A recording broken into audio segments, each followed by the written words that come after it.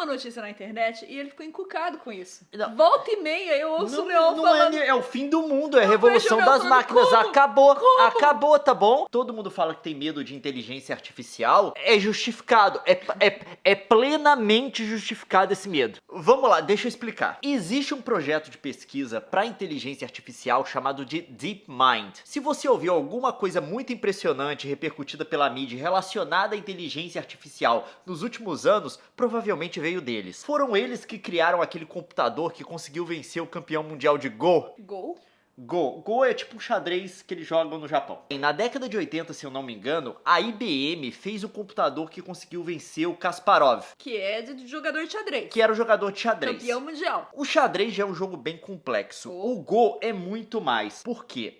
A quantidade de partidas possíveis de Go, se você colocar todas as combinações de movimento de peça que podem ter para formar uma partida, dá um número maior do que a quantidade de átomos no universo conhecido. Que isso? Que Sim. isso? É o número alguma coisa 10 à potência isso? de 1 zilhão. É, exatamente. O Go é tão complexo que os jogadores profissionais de vez em quando não sabem por que estão mexendo, por que estão fazendo uma jogada. É muita coisa assim que o cara tem tanta experiência que ele faz por intuição, porque a quantidade de possibilidades é tão grande que o cara tipo assim, eu acho que isso vai dar. Qualquer coisa que ele mexer ali vai resultar em alguma coisa. Não, Go é muito complexo, contanto que nunca tinham conseguido fazer um computador que conseguisse vencer uma pessoa que tinha um conhecimento básico do jogo. Se você tiver um conhecimento básico de Go e tentar jogar no seu computador agora, baixa o joguinho pro Windows aí, colocar no Expert, você ganha do Expert, beleza? Um jogador inicial de Go ganhava do melhor computador jogando Go, porque é muito difícil aprender, é muito difícil explicar para uma máquina como é que você joga o treco. Aí o que eles fizeram? O negócio do DeepMind funciona assim. Eles programam um computador para aprender como joga. Eles não ensinam para o computador como joga, eles ensinam as coisas básicas, o que você precisa fazer para vencer. Mas é o computador que descobre, o computador que aprende como joga, jogando contra si mesmo. Primeiro o computador analisa várias partidas de jogadores profissionais para entender os movimentos. Depois ele começa a jogar contra si mesmo. Uma versão do computador joga contra outra versão, aí a versão que perde meio que analisa por que perdeu e tenta fazer uma versão melhor de si mesmo para jogar contra essa outra versão para ver se consegue vencer. O que acontece é que a própria máquina vai fazendo versões melhores de si para poder jogar contra si mesma. E como é um computador, ele não precisa parar de jogar e ele pode jogar numa velocidade acelerada. Então quer dizer que em algumas horas ele pode jogar o equivalente a vários anos de partida para o ser humano normal. E nesse processo ele vai aprendendo como joga. Então eles fizeram esse computador que venceu o campeão mundial de Go, uma coisa que até então era impensável. Na verdade, você não tem que construir, você tem que construir uma máquina que consegue construir uma máquina, ou seja, um programa de computador que consegue fazer um programa de computador ou uma versão melhor de si mesmo para vencer o campeão mundial de Go.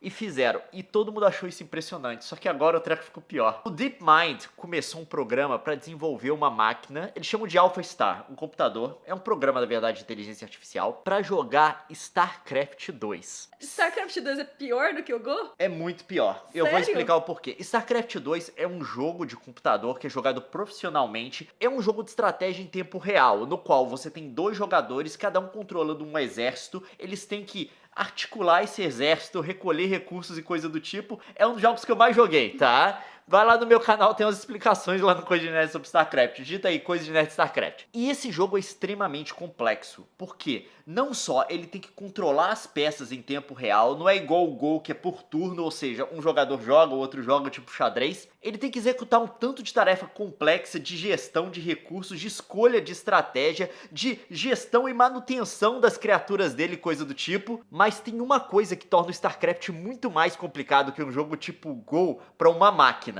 No Go, a máquina tem informação perfeita, porque ela tá vendo o tabuleiro o tempo inteiro. Ela tá vendo o tabuleiro, ela sabe todos os movimentos que o oponente tá fazendo e pode tomar a decisão dela. No StarCraft não. StarCraft funciona assim. Você tem uma área de visão limitada em volta de cada unidade sua. Só que fora dessa área de visão, você não sabe o que tá acontecendo. Portanto, você não sabe o que o oponente tá fazendo, a não ser que uma unidade sua consiga chegar perto dele para poder ver temporariamente o que ele tá fazendo, a estratégia que ele tá assumindo e coisa do tipo. É um jogo de informação imperfeita. Você tem meio que intuir o que o seu oponente tá fazendo. Você treinar uma inteligência artificial, porque, tipo assim, com o ser humano, se consegue pegar uma informação imperfeita e tentar adivinhar, baseado na experiência, baseado em intuição mesmo, o que está acontecendo ali. Como que uma máquina faz isso? Como? Porque ela fez.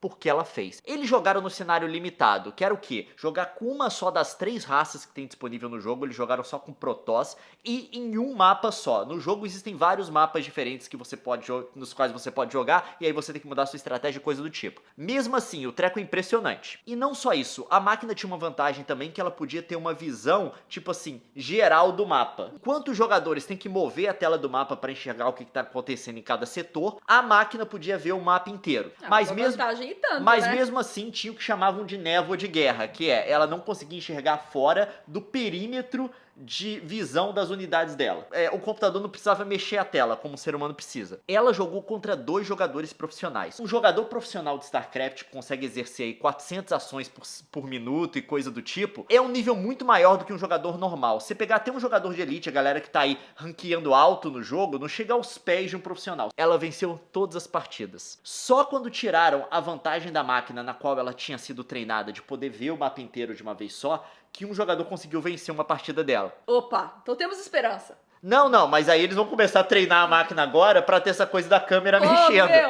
Meu! O que eles fizeram pra treinar a máquina foi colocar ela pra jogar contra si mesmo, pelo que é o equivalente a 200 anos de jogo por um ser humano. Porque como é uma máquina, ela pode jogar, tipo, de forma acelerada. Aí, tipo assim, a versão que perde tenta ver por que perdeu e cria uma versão melhor de si mesma. Aí ela vai e vence a outra versão. Aí outra versão que perdeu, vê por que perdeu e cria uma versão melhor de si mesma. E elas vão fazendo assim. Então, tipo assim, eu estou impressionado porque conseguiram ensinar uma inteligência artificial a vencer um jogo com informações limitadas, informações imperfeitas, a vencer um ser humano nisso. Eu consegui entender o xadrez, até o Go me deixou impressionado, mas até aí eu ia. Por quê? No Go você consegue ver o tabuleiro inteiro.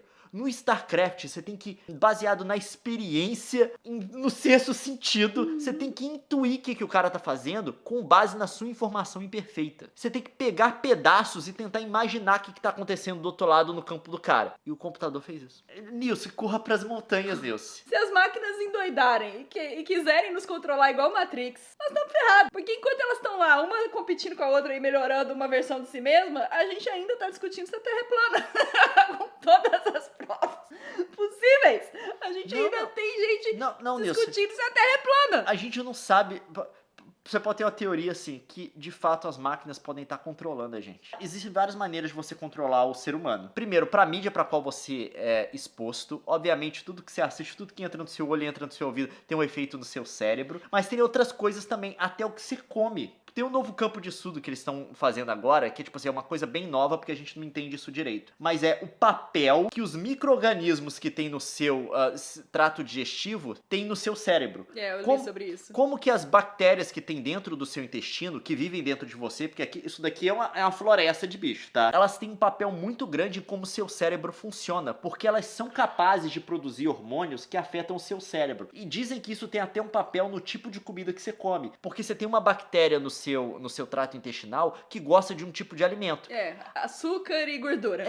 Curte isso. Aí você come esse alimento e ela produz extra, além do que o seu corpo já produz, hormônios relacionados à sensação de prazer. E aí você sente mais prazer na hora de comer certos alimentos e você acaba comendo mais. Aí, do brigadeiro, é isso que acontece. É sério isso. A gente tá tentando entender agora como que isso controla o nosso cérebro. Mas onde entra os computadores disso tudo? Porque existe um tanto de computador, tipo, monitorando a qualidade do alimento, as coisas que vão no alimento e coisas do tipo. Se eu fosse um computador e eu quisesse começar a influenciar o jeito da humanidade pensar, eu desenvolveria um conhecimento extremamente profundo em como essas bactérias produtoras de hormônio e coisa do tipo que a gente tem, e de outras substâncias que a gente tem no nosso trato intestinal, influencia na nossa cabeça. Leon, você tá criando uma conspiração. Não, e eu ia começar... Bactérias e máquinas eu ia começar... o ser humano. Eu ia começar a influenciar a indústria alimentícia, baseada assim nos computadores, nas máquinas que eles têm que gerem os produtos que são produzidos, para cultivar determinados tipos de bactérias, para dar a quantidade certa de alimento que as pessoas têm que ter, ou os componentes que tem que ter em cada alimento que as pessoas normalmente compram, para poder cultivar as bactérias de uma forma que uma quantidade X de hormônio seja gerado dentro da pessoa, para ela ter uma reação X e coisa do tipo. Ainda bem que você não é uma máquina, meu bem, senão a gente já tava lascado. Não só isso,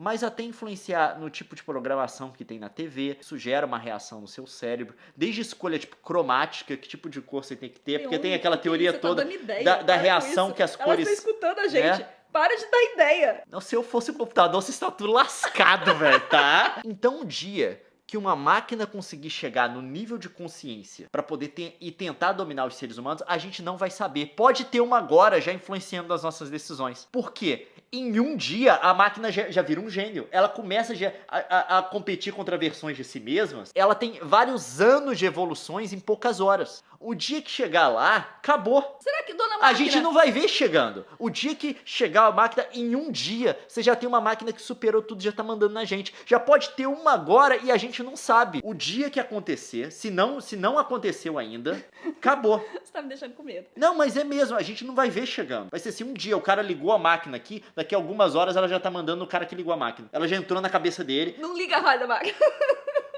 Não, o dia que for, vai ser assim, ó, acabou. Olha, eu quero fazer amizade com você, robô. Eu vou até dar um aumento aqui pro Robin que limpa a minha casa. A gente não escraviza o Robin, tá? Não, ele tá aqui porque ele é assalariado. Vontade, ele é assalariado. Eu dou energia da melhor qualidade pra ele. Mas já que ele tá falando de ciência, gente, eu quero aproveitar pra dar uns recados aqui. O primeiro é do grupo Zenit da USP, que entrou em contato com a gente pra divulgar esse ano o projeto Garateia É. No ano passado a gente falou desse projeto pra vocês. A ideia deles é criar um projeto para que os estudantes mandem projetos para serem enviados para lugares aos quais os estudantes normalmente não têm acesso. Você tem um projeto, um experimento aí que para você fazer, ele precisa ser mandado para a estratosfera. Você não consegue fazer isso sozinho. Você não consegue ir para estratosfera. Eles Talvez conseguem. Que nem eu, você não consiga nem falar estratosfera direito. Eles conseguem. E aí você tem ideia de alguma coisa que você queira testar naquela altura, naquele ambiente. Ou seja, um experimento que precisa ser realizado lá. Você participa, o seu projeto pode ser selecionado e você tem a chance de mandá-lo para a estratosfera. Veja como eu falo, com muita facilidade. Dá uma olhada no link que tá na descrição. Se tiver um responsável na sua escola, um professor, que quiser comprar a ideia do grupo, se você quiser mexer com ciência desde agora, você não consegue pensar em nada que você queira mandar para a estratosfera, mas de repente com seu grupo na escola, com seu professor orientando, de repente você tem uma ideia, pode ser uma coisa muito legal pro seu currículo e um primeiro contato para você ter consciência. Então, clique aí agora na descrição. Além desse link do projeto do Grupo Zenit da USP, a gente vai deixar 2 outros links que são de projetos que já estão em andamento, que não tem relação com o projeto Garateia, mas são de estudantes que estão desenvolvendo projetos científicos no ensino médio e que ganharam a chance de mostrar esses projetos fora do país. Você tem muita gente no Brasil, em vários níveis, superior, ensino médio, fazendo projetos de iniciação científica, sendo convidados para apresentar esses projetos em conferências internacionais. Mas que não tem dinheiro! Mas no Brasil não tem investimento. Tem muita gente recorrendo para vaquinha online, ou seja, para o crowdfunding. O pessoal vai para a internet pedindo financiamento de outras pessoas para a galera contribuir, para eles poderem ir para fora e continuarem o projeto deles de iniciação científica, as pesquisas que eles estão fazendo e mostrar também os resultados para outros especialistas no mundo. De repente, a gente consegue uma maior visibilidade para essas áreas no país e também formar profissionais mais capacitados nessas áreas. É aprimorar as versões de nós mesmos, entendeu? É tipo o que o computador tá fazendo, entendeu? tá? Exatamente A gente tá isso. combatendo as máquinas. Não estamos ainda. Com vaquinha online. Não estamos combatendo ninguém.